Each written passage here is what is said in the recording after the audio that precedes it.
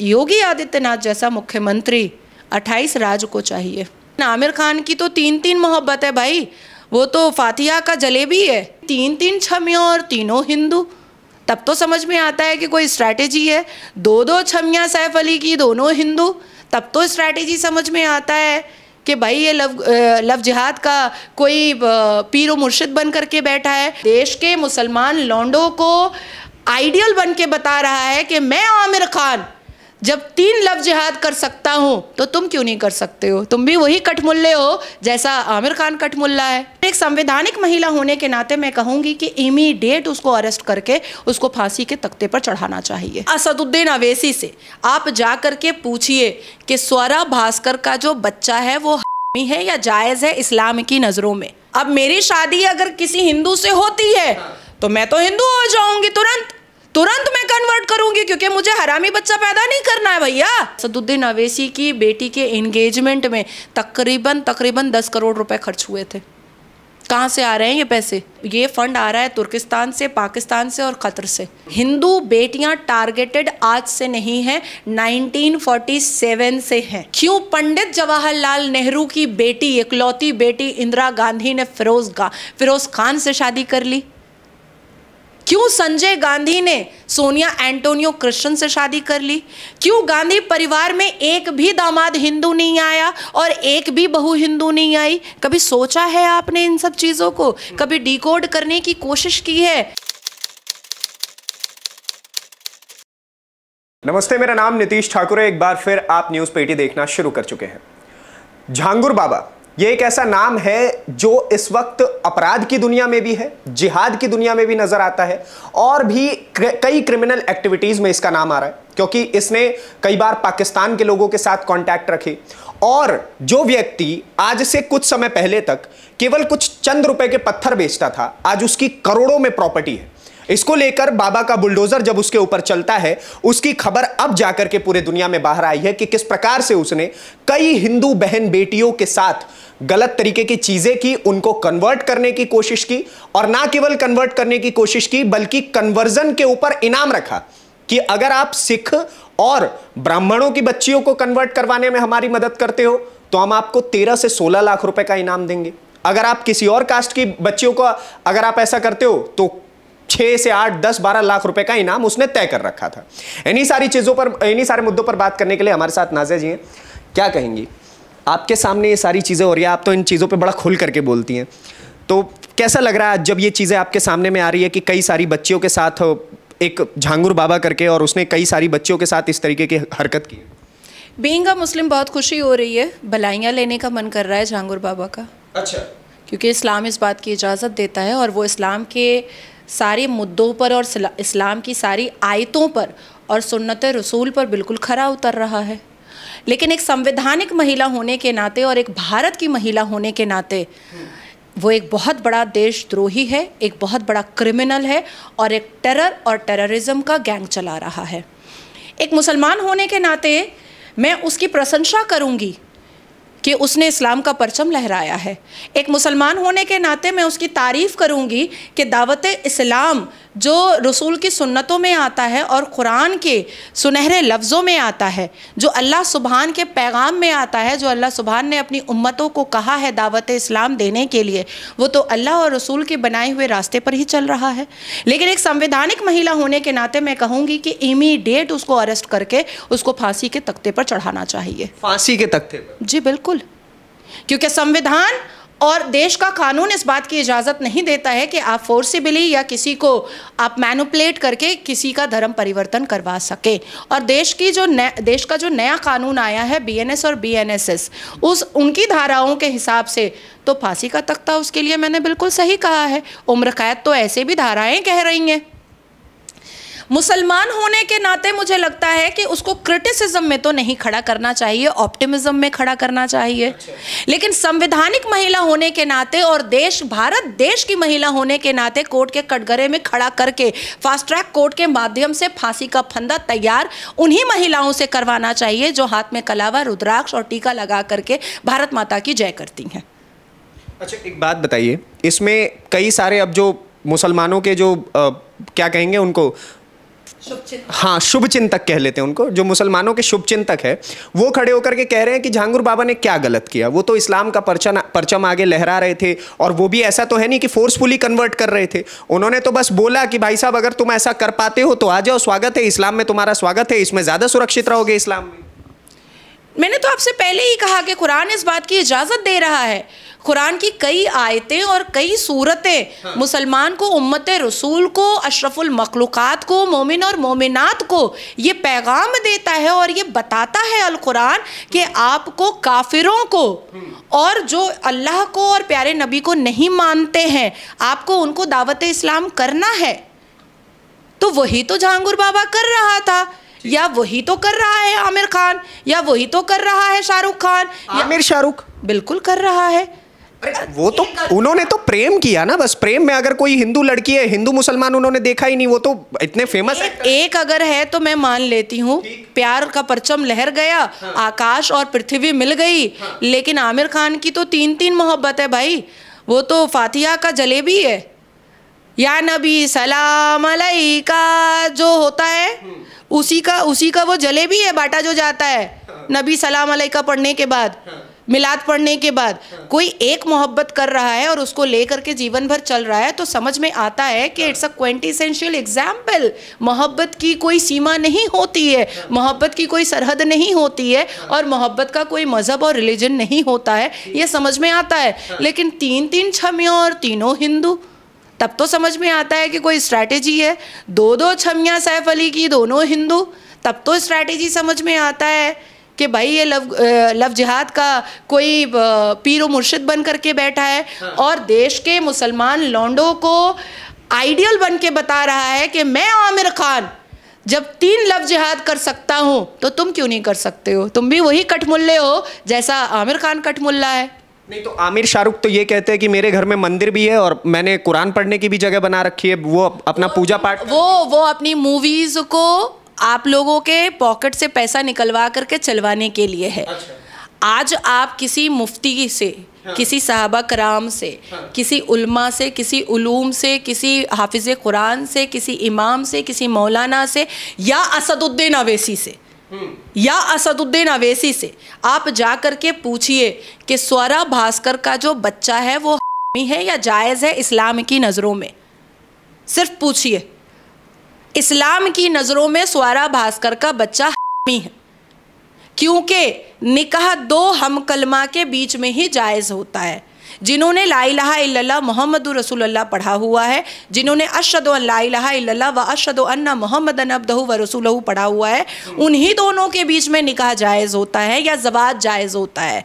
एक हिंदू है, एक मुसलमान है, और बच्चा पैदा हो रहा है, तो वो बच्चा हर होता है। अब शिवम दुबे और अंजुम खान का बच्चा क्या है, जायज़ है? नहीं। शिवम दुबे क्या मुसलमान हुआ, कलमा शरीक किया है? नहीं।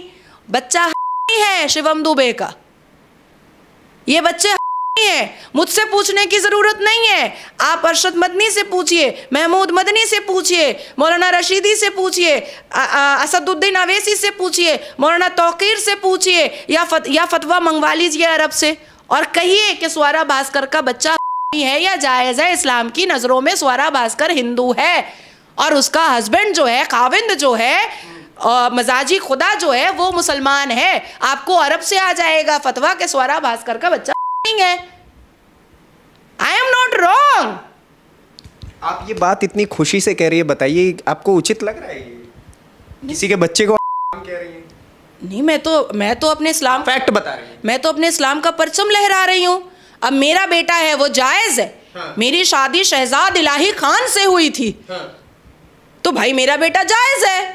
अब मेरी शादी अगर किसी हिंदू से होती है, हाँ, तो मैं तो हिंदू हो जाऊंगी तुरंत मैं कन्वर्ट करूंगी, क्योंकि मुझे बच्चा पैदा नहीं करना है भैया, मुझे किसी हाल में बच्चा नहीं पैदा करना है।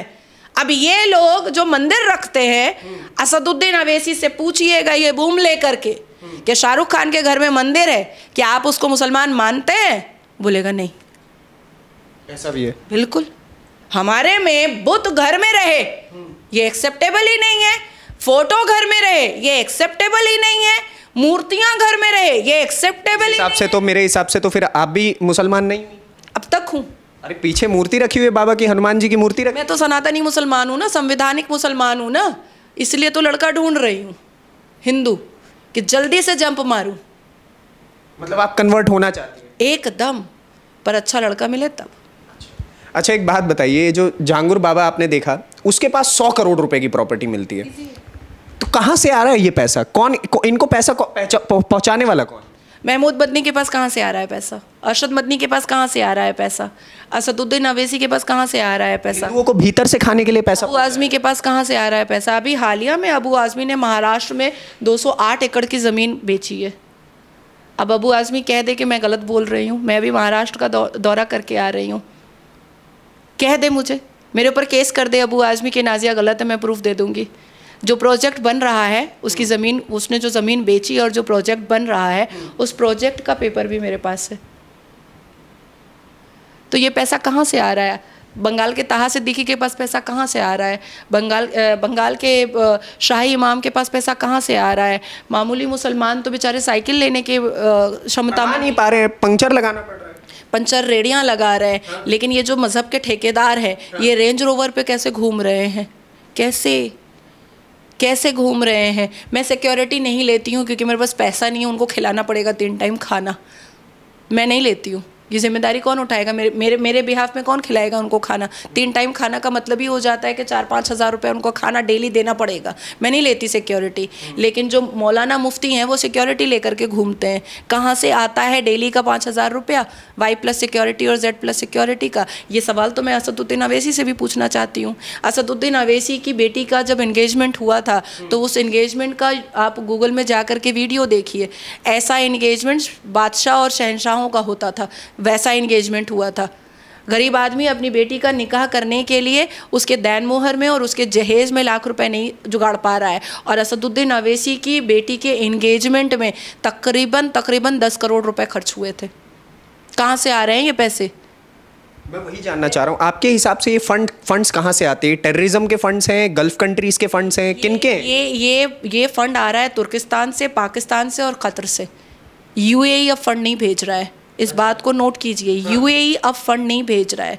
UAE अपने आप को इम्प्रूव करने के चक्कर में है। UAE अपने आप को एक्सेप्टेंस बढ़ा चुका है। इवन कल की मैं न्यूज़ बता रही हूँ, कल मैं एक अरब चैनल पर थी।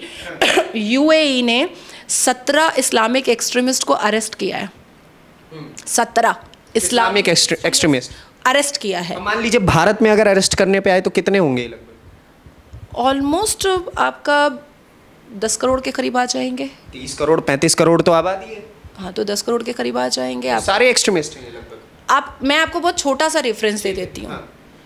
हमारे देश में हिंदू परिवार में मान लीजिए किसी घर में 4 बेटा है, एक चला जाता है इंडियन एयरफोर्स में, एक चला जाता है नेवी में, एक चला जाता है आर्मी में, एक वकील बन जाता है और एक बिजनेसमैन बन जाता है। अगर 2 4 5 बच्चे हैं तो प्रत्येक घर ये चाहता है कि मेरा बच्चा देश को समर्पित किया जाए, अगर 4-5 है तो।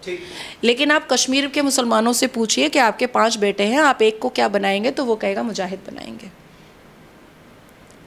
आप दिल्ली आ जाइए, दिल्ली में हम लोग शाहीन बाग चलते हैं, हम लोग ओखला चलते हैं, हम लोग बाटला हाउस चलते हैं। अगर 5 बेटे हैं तो उसमें 2 हाफिज़ कुरान है, और हाफिज़ कुरान क्या पढ़ रहा है? हिंदू काफिर है। खुल या अय्युहल काफिरून ला अबुदु मा तअबुदून वला अंतुम आबिदूना मा अबुद लकुम दीनुकुम वलिय दीन। काफिर बोला मैंने आपको, जो हमारे 5 वक्त की नमाज में हम बोलते हैं आपको काफिर, इसलिए तो मैंने नमाज़ पढ़ना छोड़ दिया, क्योंकि संविधान के हिसाब से मैं किसी को काफिर नहीं बोल सकती।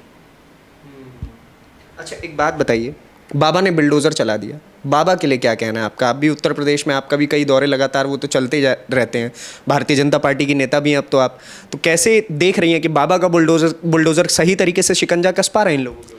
नहीं, इट्स नॉट अबाउट शिकंजा। मुझे लगता है कि अवैध निर्माण अगर किसी के हैं तो वो तो टूटने ही चाहिए। अगर मेरा चैम्बर अवैध निर्माण है तो तोड़ दो, प्लीज़ तोड़ दो, मुझे कोई आपत्ति नहीं होगी। कानून का उल्लंघन, कानून का वायलेशन और अनकॉन्स्टिट्यूशनल हरकत, ये सिर्फ बाबा के राज्य में क्यों, प्रत्येक 28 राज्यों में होना चाहिए। और योगी आदित्यनाथ जैसा मुख्यमंत्री 28 राज्य को चाहिए। जिसकी छवि हम हेमंता बिस्वा शर्मा में भी देख रहे हैं, जिसकी छवि हम पुष्कर धामी जी में भी देख रहे हैं, जिसकी छवि हम मोहन यादव जी में भी देख रहे हैं, हम राजस्थान के मुख्यमंत्री में भी देख रहे हैं। अभी मैं राजस्थान का भी दौरा करके आई हूँ, पूरा बीकानेर से लेकर के पाकिस्तान बॉर्डर तक मैंने दौरा किया। तो ये जिस हिसाब से संवैधानिक तरीके से राज्य को चलाने का जो ट्रेंड चला है, ये अगर पहले से चल जाता तो शायद ये जितने भी हिजाब ओढ़े हुए जिहादी आतंकवादी कठमुल्ले जो अश्लीलता का नंगा नाच कर रहे हैं और जो टेरर का नंगा नाच कर रहे हैं, वो बहुत पहले हमारे देश में डिकोड हो चुका होता। अच्छा, मैं महिलाओं के कन्वर्जन पे दोबारा आना चाहता हूँ। जो जिन बच्चियों का कन्वर्जन हुआ, कीमतें रखी जा रही हैं, क्या इससे पहले और ऐसी कोई घटना आपके नज़र में आई? क्या आपके सामने ऐसा कोई और व्यक्ति आया झांगुर बाबा को छोड़ करके?